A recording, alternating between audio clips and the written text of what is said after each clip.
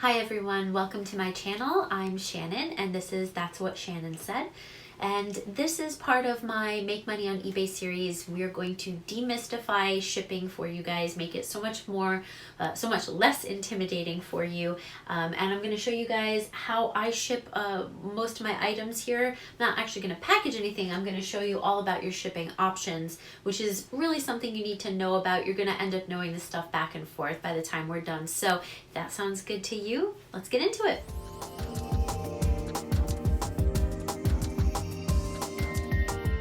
So the first thing any seller needs is a scale, a digital scale. This one is my stamps.com one that I have had for a while. I used to use stamps.com, but then eBay went and got themselves way better rates with the US Post Office. So now I use the eBay shipping platform directly through eBay. So much easier. But you do need a digital scale, very important. And so if you don't have this, stop what you're doing, stop the video, get one, and then come back. So that's first thing. So the very first thing you need to know about shipping is anything up to 15.99 ounces, which is just under a pound, ships USPS first class. So that is a much cheaper way of shipping, and it's a little bit slower than priority, obviously. But if it weighs under a pound, you can ship it first class, which is awesome. If you can ship it first class, most of the time that also means it can fit into a poly bag. So these come in a lot of different sizes. They come in all different kinds of patterns. These I got for free because I have an eBay store, and every quarter they give you a $50 coupon to use on any kind of shipping supplies you want. So I used mine on poly mailers.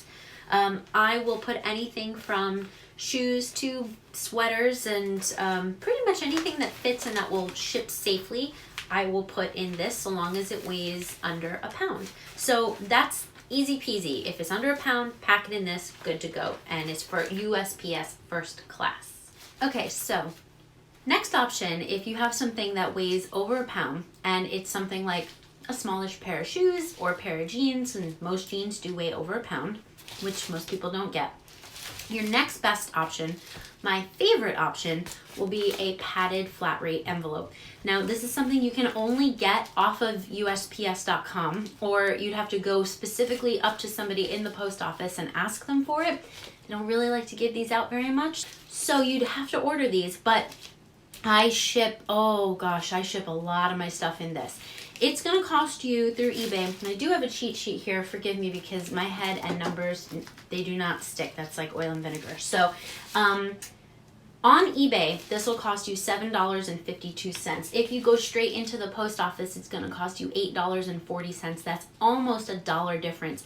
And when you're shipping 60 of these a week, like I do sometimes, that's a difference of nearly $60. That works out to how many hundreds of dollars in a month. So make sure that you are doing the best that you can to get the best rate possible.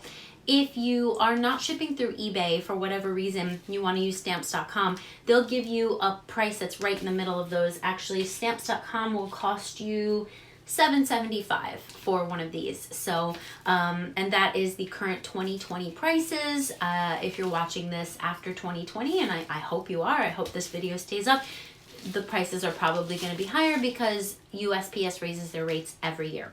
So your padded flat rate envelope is a lifesaver. Now, that being said, I know a lot of you are going to say, but hey, I know that there is this one, which is just a paper flat rate envelope.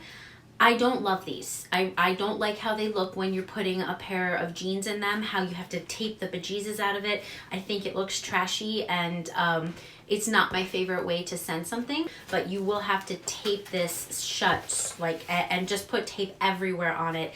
And I have had packages come in this, and I think it just looks trashy. So this is an option. It costs a little bit less than your padded flat rate, but the padded flat rate just, I feel like it looks a lot better. And especially for shoes, almost all my women's high heels go in there because I sell a lot of chunky high heels, wedges, sneakers fit in there. I just fit a pair, believe it or not, I just fit a pair of men's size 11 cycling shoes into one of these. So this, I mean, you will build muscles from working to fit things in here, But let me just tell you, you feel like a superhero when you're done, so that's an added bonus, and nobody can see your victory, but you will enjoy it for yourself. So that's your next option in the priority scale that we're going to follow. The first kind of boxes that I want to tell you about are actually regional boxes that most people don't know about. So a regional box is what it sounds like. There are zones in the US map that the post office follows, and if you're going to ship something in your zone and it's heavy and it fits into this box, you know, if it fits, it ships, you're going to save a lot of money. So if I can get something to fit into this regional A box or this regional A box, and I'm going to ship it to, I'm in Oregon, so if I'm going to ship it to somebody in California or Washington or maybe even a little closer, it's going to cost me maybe $7 to $9 to put it in this box. That is a really good savings because my next option, if I can't fit it in here, is usually going to be a medium flat rate box. Medium flat rate boxes are 12 something. What are they? Remember the number thing. $12.80 is what they cost when you buy them from eBay. So a lot of things need to ship in this, but if I can somehow finagle a pair of girls' women's like size 6 boots in here, which believe me I have, or something like that in here, I will use a regional A box, and it'll go from being like $7 or $8 from your zone to the next zone, which will be maybe like $10. Once it has to ship all the way across the country, it's not usually the best option, but it's always worth exploring. That being said, these are regional A boxes, and you also have regional B boxes, which, where is it? This is a regional B box, and there's also a larger one that looks a bit like this. This is only worth it if you're shipping in your zone and you have a really big something. Like every once in a while, I will have a man like buy a pair of size 14 shoes from me, and I get to ship it in this zone, which I'm just like, bonus, yay! So I can't fit it obviously in my little regional A boxes, but I can fit it in a regional B box. So it ends up only costing like maybe $10, which is awesome. So I will use a regional B box.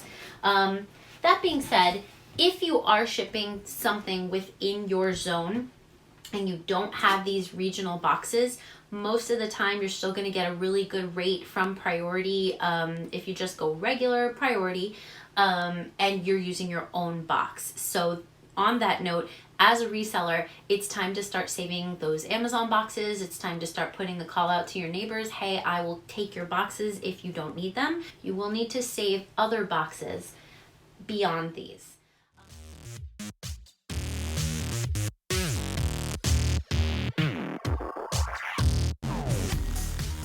Say something while you were paying for this stuff. Okay, that's what Shannon said. Blah, blah, blah. Usually going to be a pair of shoes or, whoop, oh God, maybe it's a, I'm gonna go. It's a pair, like a pair of shoes or pair of jeans. Ugh. Jeans. Oh my God. Great. And do.